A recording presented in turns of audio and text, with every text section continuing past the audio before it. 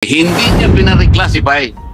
Pagkatapos ang tapang niya na pupuntahan niya yung nando na sa industrial zone, ang pare-reclassify niya. Samantalang yung mismong kanyang resort, hindi niya na-reclassify. Binakuran ko lang po at namalagi na lamang po doon na skeletal structure, Mr. Chair. Finish. Alam mo, nagsisinungaling ka eh. Dalawa. Nagtatagipang kayo. Anong ginawa ng opisina mo sapagkat ito ay hindi na-reclassify? Kung kumita naman po, no? Kung sino nagsisinungaling, siya po ang tatamaan. Teka muna, teka muna. Hindi po ako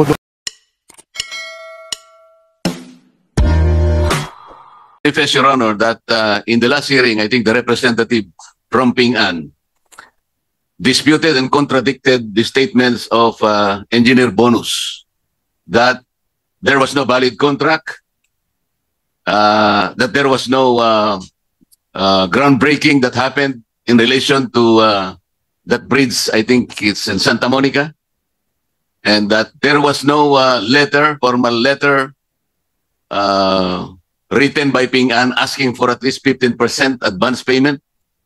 All of these facts were established and these were all contradicted, which means that Engineer Bonus did not come forthright before this committee.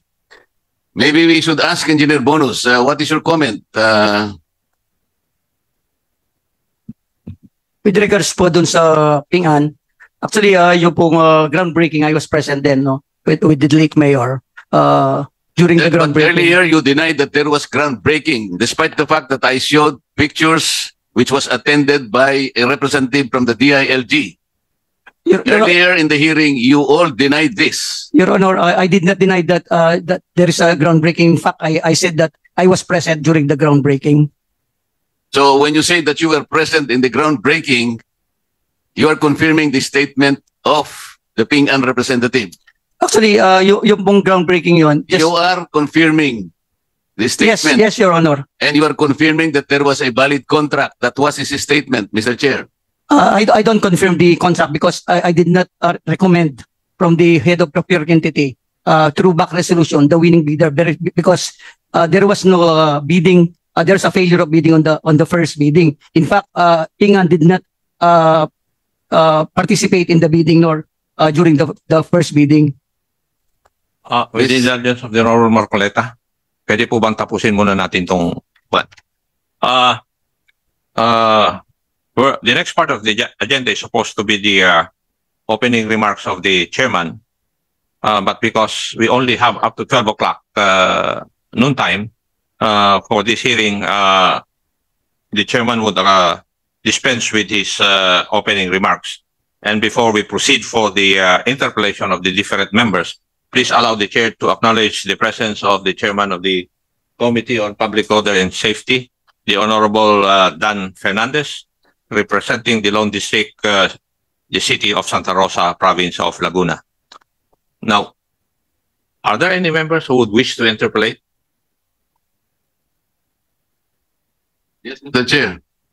So, the Honorable Marcoleta is given the first crack for his interpellation. Thank you, Mr. Chair. As I have started questioning Engineer Bonus, Engineer Bonus, are you trying to imply before this committee that you are not recognizing the contract signed between the municipality of San Simon and Ping An? As I said before, our basis for the contract of the head of procurement entity is based on our back resolution. You are not answering the question. Are you in a position to not recognize the valid contract entered by the municipality of San Simon and Ping An Construction and Trading? Actually, yun po yung ang Are you in a position not to recognize it, Mr. Chair? Kayo po ba ay nasa posisyon para sabihin nyo na walang valid contract despite the existence of a contract between the municipality and Ping An Construction? No, Your Honor. Sa mga tweet, mayroong kontrata, hindi ba? Hindi ko po kasi alam yung kontrato. Wala po kasi akong napunta sa It office. is not a matter of whether you know it or not. I am asking you because we have a copy of that contract and that contract exists. The question, Mr. Chair, whether or not Engineer Bonus can just say that I don't recognize that contract because Ping An's representative disputed your statement. Totoo naman yun eh. nasa amin yung kontrata. A valid contract signed between your municipality and that contractor. So you simply lied again before this committee, Engineer Bonus. Yung po kasing contract na ginagawa po dati ng munisipyo, I usually sign as the witness at as the witness of the contract. Eh doon po sa contract at hindi naman po ako nag-witness doon sa contract. You are not in a position to explain whatever is written in the contract. First of all, as you said, you are not a participant in the contract. So you have no personality to question the contract. Is it not, Engineer Bonus? Wala ka dun eh. Yes, Your Honor. Oh, yan. And then during the last hearing, Mr. Chair, I think this representation questioned the fact that the mayor of San Simon built a resort in Barangay San Miguel. You remember that? Engineer Bonus, Mr. Chair. Yes, Your Honor. And then Mayor Punsalan said that he has not started building any facility. I recall that he said, Mr. Chair, he only fenced the property and there were skeletal structures. You remember that? Yes, Your Honor. Mr. Chair, in your position as the municipal engineer, is it not your responsibility to inspect facilities that are being built in the municipality? It is my responsibility, Your Honor. Your responsibility. And as I recall during the last hearing, Mr. Chair, the mayor said that he stopped the construction and you heard that because you were seated very near the mayor. Di ba? Yes, Your Honor. Okay. And I also asked the mayor whether or not the land where he built his resort was reclassified and he answered in the negative. You remember that, Engineer? Yes, Your Honor. Okay. Sa makatwid, Mr. Chair, itong mayor ay napakahigpit niya pagdating sa mga reclassification. As a matter of fact, meron po siyang sulat sa BPLO supervisor. Mr. Chair, ano po ba yung BPLO, Engineer? Business Licensing. Business Permit Licensing Office. Yes. At ang pangalan niya ay Emilito Dato, yung supervisor, tama? Emilito Batua po ata. Oh, Batu. On January 13, 2020, si Mayor Punsalan sinulatan si Mr. Emilito Dato, BPLO supervisor, na lahat ng mga binigyan ng business permit, kinakailangang magpakita uli ng reclassification confirmation to his office pursuant to a memorandum. Talagang mahigpit po. Ang katotohanan, Mr. Chair, ay sa sulat na ito ay nilakipan niya ng 18 mga business establishments in San Simon. Na ang lahat ng ito kinakailangang magpakita muna ng reclassification confirmation, kung hindi ay mabibinbin yung pag-issue ng business permit.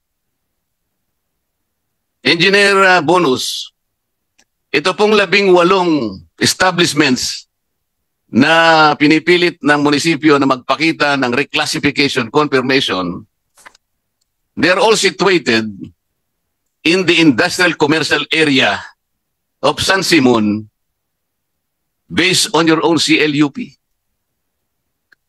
Paano po ninyo para reclassify kung lahat ng ito'y nasa industrial zone na? Yung reclassification po na sinasabi ni Mayor ay from agricultural lands into non-agricultural use. Di ba, Engineer Bonus? Yes, Your Honor. Oo. Paano mong Hindi na nga sila agricultural eh. Industrial na. So paano mo pang i-reclassify? O balik tayo ngayon. Kung si Mayor ay mahigpit sa pag-reclassify, tama naman po yun. Kunwari, agricultural talaga. Kailangan, bago nyo patayuan ng anumang pasilidad, Mr. Chair, i-reclassify mo. Dapat kayong sumunod sa batas. Tama naman yun. Yun pong resort ni Mayor Punsalan was built in an agricultural area because San Miguel is basically an agricultural area. Correct, Engineer Bonus? Correct po, Your Honor. Okay, hindi niya pinareclassify. Pagkatapos ang tapang niya na pupuntahan niya yung nandun na sa industrial zone, ang pare-reclassify niya, samantalang yung mismong kanyang resort hindi niya na-reclassify. Ano masasabi mo dyan, Engineer Bonus? Mali naman po yung sa kanya. Ha? Yun lang. Mali naman po yung sa kanya, ma'am. Nilabag niya yung batas. Opo. Ha? Pero sabi niya, kaya, alam ko pong mali ako, kaya hindi ko na po itinuloy. Binakuran ko lang po at namalagi na lamang po doon na skeletal structure, Mr. Chair. Totoo ba yun? Actually po natigil po yung resort niya. Hindi nga, yung sabi niya, binakuran niya lang at ang natitira lang are skeletal structure. I am asking you, totoo ba yun? As the municipal engineer. Totoo po yung as of now. Totoo po. Totoo? Opo. Okay. So, skeletal structure, ha? Engineer. Fence and skeletal structure. Totoo yun, di ba? Yung pong sa kabila, skeletal, pero yung dito po, finish na po siya. Alam mo, nagsisinungaling ka eh. Hindi, dalawa po kasi yung structure niya. Bakit wala ako sinasabi sa yung structure? Ang sinabi niya, skeletal structure. Nagtatakipan kayo. Ipakikita ko sa iyo, Engineer Bonus. Ito ba skeletal structure? Kompleto ito eh. Ha?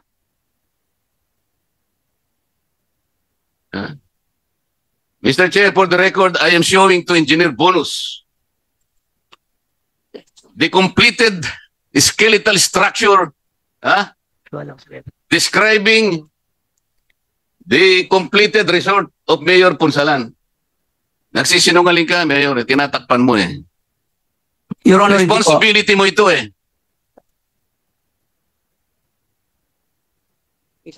Oh.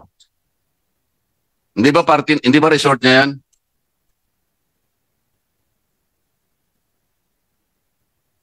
Mr. Chair, sinabi niya noon, and I can still recall. Ayan po. Oh. Hindi ba totoo, Engineer Bonus, nung nanalo si Mayor Punsalan, itong panalo niya, dito sila ginanap ang celebration. Tama o hindi? Tama po. Oh. Paano mo sasabihin ngayon na skeletal structure yan? Dalawa po kasi yung building niya, yung sa tabi po niyan, meron po ang finish. Yun po yung finish. O, palagay mo na. Pero ito hindi mo may tatatwa. Finish na. Opo. Pero anong ginawa ng opisina mo? Actually po, yung kumunang pong building permit Anong ginawa ng opisina mo sapagkat ito ay hindi na reclassify? Paano kayo nakapagtayo sa isang agricultural land? Without reclassification, napakahigpit ninyo sa iba. Ngunit dito, wala kayong kibo. Totoo hindi? Totoo po. Oh, yan. Nagsasalita na lahat, Mr. Chair. Ngayon po, makikita po ninyo lahat ng pananagutan nyo sa batas.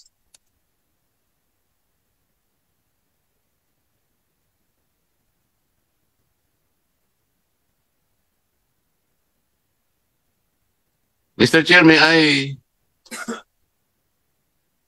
meron po bang representative yung asan po ba si Mr. Loreto Santos? Salamat po, nandyan kayo. May I direct my questioning muna, Mr. Chair, to Mr. Loreto Santos now? Relax ka muna, Engineer Bonus, babalikan kita mamaya. Please proceed. Mr. Santos, I think 3 or 4 hearings ago, when we were in the fake land reclassification issue involving Una Grande Tierra Development Corporation, may pinag-usapan po tayo rito na Una Grande was assessed regulatory fees. Kasi nga, wala na namang conversion daw ito eh. In your earlier testimony, Mr. Santos, meron pong lumitaw na amount na 5 million pesos which appeared to be the reclassification fees exacted from Una Grande. Meron pong cash na 2,500 pesos. And meron din po na cheque naman na 2.5 million pesos. A total of 5 million. Sino po ba yung kumuha mula sa Una Grande ng 2.5 million, Mr. Santos? Binigay po sa akin ng Una Grande o Real Steel po, yung 2.5 pesos. Subsidiary po ng Una Grande ang Real Steel. Kasi ang Real Steel, kasama po doon sa 18 pinare-reclassify ni Mayor kahit na nasa industrial zone na sila, hindi ba? Yes, Your Honor. So Mr. Chair. inabot po sa inyo ng Una Grande, part po yun nung pag-assess ng regulatory fees, tama po? Yung pong sa regulatory fees po, hindi po ako masyadong familiar doon, ano? Pero yung pong 2.5 million na cash, sinabihan po ako at diniliver ko po kay Mayor Jun Punsalan.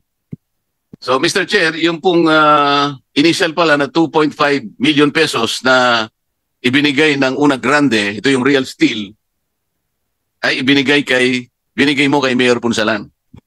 Yes, Mr. Chair. Para saan po yun? Para sa munisipyo po na iriresibo bilang parte po ng regulatory fees kung sakasakali pong hindi nga na-reclassify. Ganun po ba yun? O My understanding po, it has something to do with the business permit, no? Dahil naka-hold yung business permit. yun nga po, kasi kapag hindi po kayo nakapagpakita ng reclassification, dahil meron nga pong memorandum lahat po ng mga establishments, kinakailangan pumunta kayo sa opisina ng mayor, ipakita nyo to confirm that your area, yung compound ninyo na-reclassify na. Without which, hindi pa u-issue yung business permit. So may kinalaman po yun sa pag-issue ng business permit. Yes, Mr. Okay. Chair. So, nung ibigay po ninyo yung 2.5 million kay Mayor, niresibo po ba ng treasurer yun?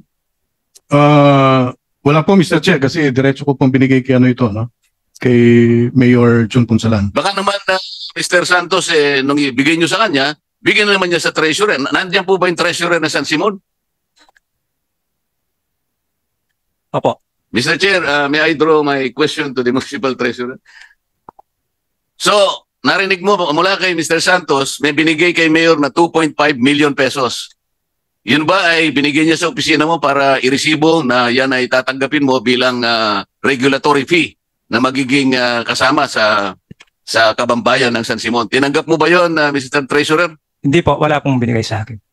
So sa makatwid, Mr. Chair, yung 2.5 million, diretso pong pumunta po sa bulsa ni Mayor sang-ayon po sa testimony ni Mr. Santos. Tama po ba yun, Mr. Santos? Kung wala po nakarating sa kanya, then nandun po kay Mayor JP. Pero malinaw po talagang sa kanya nyo binigay. Yes, Mr. Chair. Meron po kayong witness nung ibigay po ninyo yung 2.5 million kay Mr. Santos, ay kay Mr. Mayor Punsalan. Wala pong ibang tao, ibang witness, Mr. Chair, pero sinusumpa ko po talagang binigay ko po sa kanya, witness ko po ang Panginoon. Para ko nang nakikita, Mr. Santos, na kung halimbawa nandito si Mayor, ang sasabihin niya lang, nagsisinungaling po si Mr. Santos. So ang committee pong ito, mahihirapan kung sino ang nagsasabi po ng totoo, kung si Mayor o kung kayo. Bahala na po kaming mag-judge siguro kung sino nga po ang kakatigan namin, yung salita po ninyo o ang salita ni Mayor. Tama po ba? Tama po, pero pwede po akong dumaan sa lie detector test kung ako po ay nagsasabi ng totoo o hindi, or kung ano pa pong paraan. At kung kumidlat man po, kung sino nagsisinungaling, siya po ang tatamaan. Teka po na. Pwede po ako doon. Wala naman si Mayor dito. Baka kami ang tamaan dito. Definitely. Mamaya mo na sabihin, kung darating si Mayor, siguro lumayo-layo kayo ng konti. Kunyari, bandaron, dito kami. Pero palagay ko naman, ang Panginoon Diyos naman, pag nag-strike yun, talagang wala siyang idadamay, So nakahanda ka halimbawa, sapagkat, Mr. Chair, tama naman yun, kung wala naman talagang nakakakita, ang Panginoon Diyos lang talaga nakakakita sa kanilang dalawa. At sinasabi mo, dahil siya lang naman talaga yung witness, tamaan na ng kidlat yung nagsisinungaling, yun ang sinasabi mo. Opo, Mr. Chair. Kaya po kung magkakataon pong ganon, uupo po ako malapit po sa inyo. Dahil, alam mong hindi ka tatamaan. Sigurado po yun. Okay. Mr. Chair, naalala ko po, nasaan po ba yung representative na Sangguniang Panlalawigan? Mr. Chair. Good morning po. Good morning po, sir. Good morning, Mr. Chair. Attorney Canlas, nare-recall ko po na in regard to this issue, hindi pa po ninyo nare-resolve yung complaint na nakahain sa inyong opisina na may kinalaman po dito sa Una Grande. Tama po ba? Yes, Your Honor. It's an ongoing administrative case pending before the Sangguniang Ngayon Panlalawigan. pong narinig nyo na mula na sa bibig ng isa sa mga nagsisilbi kay Mayor Punsalan in whatever capacity, at tinitindigan po niya, tamaan mo ng kidlat ang tamaan, yung 2.5 million ay binigay kay Mayor.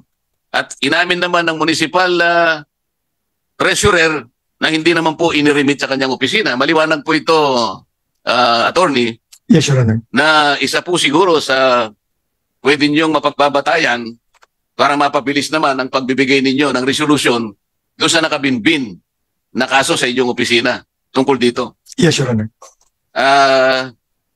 Mr. Chair, aside from that, ako po ay nakapangalap na po ng magagamit po ninyo na katibayan patungkol dito.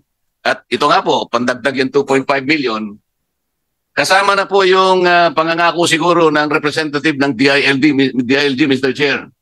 Noong pong nakaraang hearing, may pangako sa atin ng representative ng DILG na sila po ay magpapakabilis na magsampa ng kaukulang asunto sa korte. Ano po ba yung nangyari doon sa undertaking na yun, Mr. Chair, ng DILG? DILG, the representative of DILG who was present was attorney. The commitment was made by Attorney Mengito. Your Honor, Attorney Mengito is not here, but I'm Attorney Jackie Paulina from DILG Region 3. Together with me is Attorney Rico Alday from the DILG Central Office. Your Honor, regarding the undertaking of the DILG, we have already coordinated with the Sangguniang Panlalawigan, and we are currently having a case build up, especially, Your Honor, on the possible cases to be filed before the Office of the Ombudsman, since some of the cases were already either decided by the Sangguniang Panlalawigan or ongoing to the Sangguniang Panlalawigan. That's why, Your Honor, we are exploring other grounds which were not yet covered by the Sangguniang Panlalawigan, so as to not violate the rule on forum shopping, Your Honor. Mr. Chair, may we know from the representative of the DILG, to what extent have you done this initiative in relation to the possible filing of cases, or in determining whether or not these cases has progressed at some point? Sana po, nasa na po tayo? Because this committee is in a position to furnish you the pieces of information or evidence you required to do just that. Kung halimbawa po, kung kami lamang po, matagal na po kami nakapag-file, hinintay lang namin kayo eh. So, ilan na po, ano po bang nakuha nyo ng ebidensya? Kasi kung wala kayong ebidensya, puntahan nyo lang ako, nandito, nasa akin lahat eh. Yes, Your Honor. We will actually, Your Honor, coordinate. So far po, sa Sangguniang po, nakuha po namin yung mga documents po as regards the 5 issues po on the House resolution, if I'm not mistaken, 1503, Your Honor. Pero we will also coordinate with the Committee on Public Accounts po. Actually, today po talaga kami makikipag-usap kay Committee Secretary para po makala po yung mga other documents, since actually marami na po kaming nakuha kay Board Member Canlas during the time na nag-usap po kami. And kasi po, Your Honor, voluminous, since una po, voluminous documents. Second po, majority of the documents are in Kapampangan language, Your Honor. That's why po, sinasummarize po namin, especially the minutes of the meeting, para po for easy case build-up. Pero as of now po, Your Honor, sa mga nakuha po naming documents kay doon po sa Sangguniang Panlalawigan, the issue on the purchase of lot, for the expansion of the municipal hall, we have already found suitable recommendation po para po sa atin pong secretary. Sa regional office level po ito. As to the alleged fraudulent reclassification, Your Honor, so we've gathered po the resolutions, yung dalawa pong resolution, and also the minutes of the meeting, which we have already evaluated, and we will draft the appropriate recommendation. Unfortunately, Your Honor, as to the San Simon Bridge project, yun po yung kailangan po sana namin ng tulong from the committee, because apparently wala pong documents as regards that from the Sangguniang Panlalawigan. That's why yun po yung hihingin po din namin sa inyo, Your Honor. With your indulgence, Honorable Marcoleta, if it will not disturb your trend of questioning. Thank you.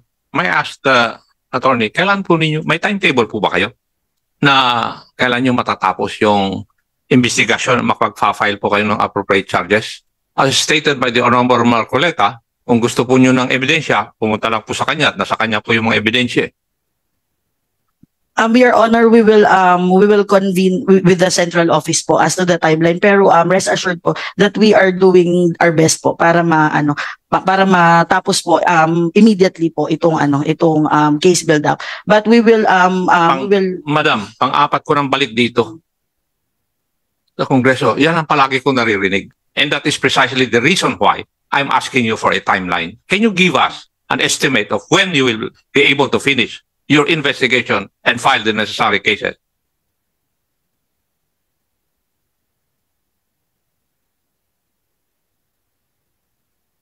Your Honor, as to the regional office po, we will our timeline po is to submit it next week to the central office, Your Honor. But doon po sa central office sa filing po, yun po yung I think our representative from central office can answer. Yes.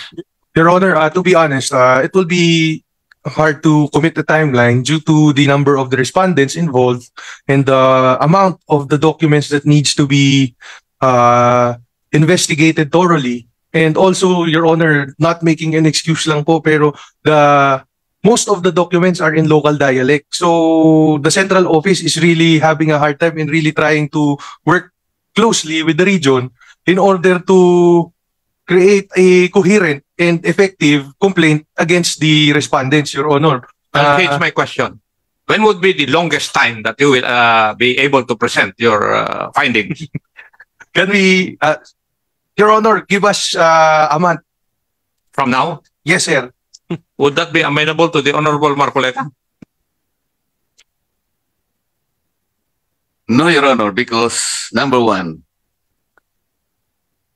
I do not think that you can use the proceedings in vernacular as an excuse. Hindi lamang yun eh. Kung, ang pinag-uusapan natin is the expansion lang eh.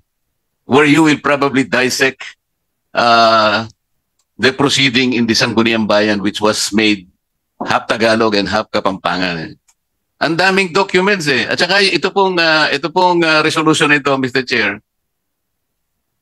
Apat ang subject matter nito eh. Yung tatlo rito halos completed na eh. Yung sinasabi nila na Kapampangan na yung lamang participation ni Mr. Santos in Sangguniang Bayan ng San Simon at saka yung Sangguniang Panlalawigan. Hindi naman kayo entirely dependent on those two documents. Marami po ako. Kung nakipag-coordinate lang kayo sa akin, tapos na ito eh. Kaya ko lang na-compare noon, Mr. Chair, kung maalala po ninyo. Pagdating doon sa kaso ni Alice Go, ang bilis niyong nakapag-file. Hindi man kayo nakagawa ng ganito eh. Do you think you were able to build up a case against Alice Go? Nang ganun kabilis? Nagpunta kayo kagad sa ano? At nasuspindi kagad yung mayo. Wala akong binabanggit dito. I don't even know Alice Go. Sinasabi ko lang as a comparison dahil ba nanggaling yung investigation sa Senado? At dito eh, kung mga congressmen lang kami. Ha? You will still require 1 month? In Alice Go's case, ha? Wala pa kayong na-build up. Eh dahil nga nanggaling lang sa Senado, bigla kayo kagad nando sa ombudsman. Can you explain that? Your Honor, respectfully speaking, Your Honor, even before the Senate hearing, the DILG has already formed a task force. Congratulations. Pagdating sa amin pala, hindi nyo ginawa. Dahil Senate investigation, even before they can complete the report, if they were able to do that, meron na pala kayong task force. Pero kami, this is already the 6th hearing. You did not even bother to create any task force. Now, you see the difference? There's no bias, Your Honor. We are just, there are different circumstances. How can you say that there is no bias? I'm telling you there is. Pang-anim na session na po na. And I even manifested before. Ako po marami akong ebidensya. Kung hinihintay nyo yung pinakahuli, hindi ganon. There are 4 or 5 subject matters involved here. Yung tatlo rito, easily you can already go to ombudsman kung gusto nyo. But you never did. Eh, yun ang bias. So, kailangan tayo mag-senador, chairman. Ayoko. Bago tayo pakinggan. Ayoko. Eh, si Dan Fernandez siguro. Huwag ka na mag-governor, mag-senador ka na lang. Medyo, alam po nyo, nasasabi namin to kahit napabiro lang. Medyo nagsisintimiento kami. Dapat po parehas ang tingin natin. Pareho namang mayor ito eh. Di ba? Yung pong ombudsman sana, wala rito. Ganun po yung commitment din na binigay sa atin. Nakahanda po kami na ako po, with the permission of the chair of this committee and the members, meron na po akong sariling parang summary lang na consistent naman po sa findings ng committee as a whole. Kung mangangailangan lang po kayo ng tulong, sinabi ko naman sa inyo to, at least 3. Yung subject matter, kompleto na po sa akin. Pero kayo, naghahanap pa kayo. 1 month pa. Alam po ba ninyo, next week, yung suspension ni Mayor Ponsalan, tapos na? Tapos na po. Kaya po, Mr. Chair, yung NGCP, nagtataka ko hanggang ngayon, nasan po ba yung NGCP, Mr. Chair? Baka para naman po malaman natin kung interesado pa sila o hindi. Yes. Good morning, Your Honors. For the record, there was also a commitment of the Yes, Your Honor. National Grid Corporation to file a case against Mayor Ponsalan. Yes, Your Honor, and I'm here to inform the committee of the development insofar as the case filing. Your Honor, we already engaged an external counsel, and this collaboration is quite fruitful because another cause of action has been identified by our external counsel. And since this is an external counsel, Your Honor, we are awaiting board authority, Your Honor, to authorize the external counsel to litigate the case against San Juan Mayor, Your Honor. Mr. Chair, may I know when was the first commitment made by NGCP before this committee that they will file an appropriate action against Mayor Ponsalan? From the record, Mr. Chair, From the record, Mr. Chair, may we know? May 14 and I think June 25. So, between June 25, Mr. Chair, until today, mga ilang araw na po yun, Mr. Chair. With all due respect.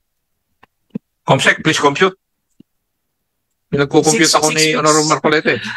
6 weeks, sir. So,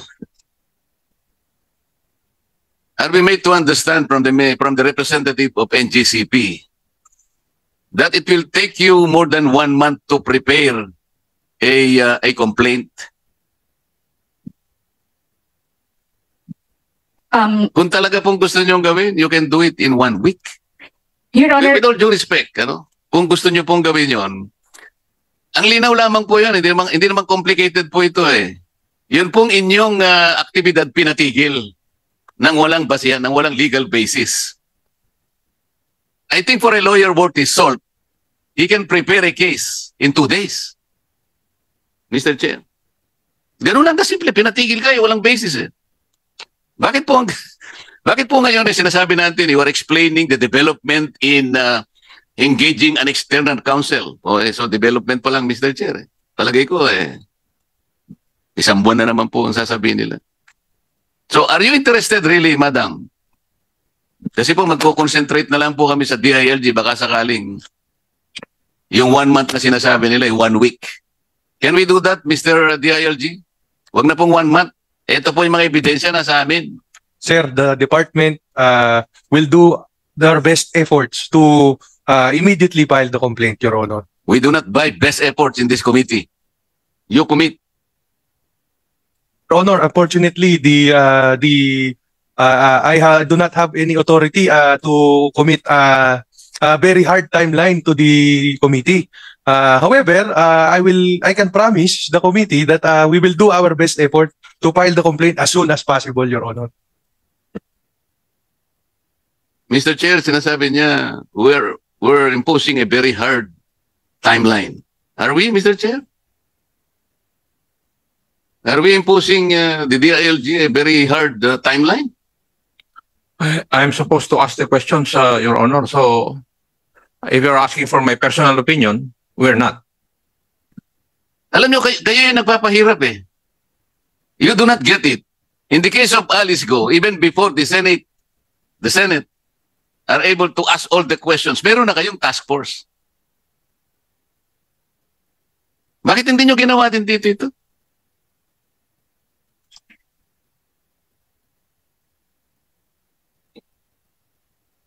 So, Mr. Chair, this is a clear dereliction of duty on the part of the DILG. Kami, pantulong lang kami, di ba?